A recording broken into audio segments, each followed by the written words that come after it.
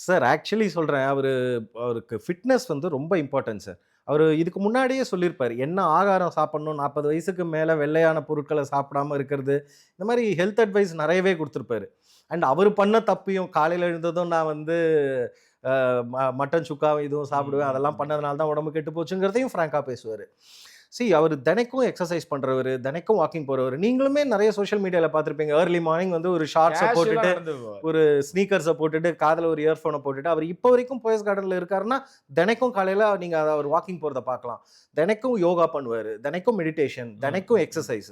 இதெல்லாம் பண்றதுனால தான், இவ்வளவு இஷ்யூஸ், மெடிக்கல் இஷ்யூஸ்லாம் தாண்டி வந்த பிறகும், அவரு இவ்ளோ ஃபிட்டா இருக்காரு. அவரால இவ்ளோ பண்ண முடியுது. இப்போ ஸ்டண்ட்ஸ்லலாம் கூட நீங்க சொல்லலாம். சில ஆங்கிள்ஸ்ல டூப் வச்சு பண்ணியிருக்கலான்ட்டு. ஆமா, நீங்க ஆமா. ஒண்ணும் வேணாம். அவரு நடக்கிறத பாருங்களேன். அந்த ஃபாஸ்ட்டா நம்மளால நடக்க முடியுமான்னா முடியாது. ம், ம். அவரு சினிமால நடக்கிறத விடுங்க.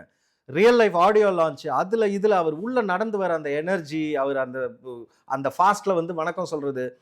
அந்த அவ்வளவு ஒரு அஜைலா, ஆக்டிவா இருக்கணும்னா, உடம்ப வந்து பார்த்துக்கணுங்கிறது ரொம்ப முக்கியம். இப்ப கூலி ஆடியோ லான்ச்ல கூட சொல்லியிருப்பாரு. நீங்க வந்து உடம்ப தண்டிக்கலன்னா, உடம்பு உங்கள உங்கள தண்டிச்சுரும்னு. தண்டிச்சுரும். அத வந்து அவரு அனுபவபூர்வமா பிராக்டிஸ் பண்றவரு. அதனால ஓகே. தான் இன்னைக்கு வரைக்கும் அப்படி இருக்காரு. கடவுள் புண்ணியத்துல அவர் இன்னும் பல வருஷம் இப்படியே இருக்கணுங்கிறது தான் எங்க ஆசை.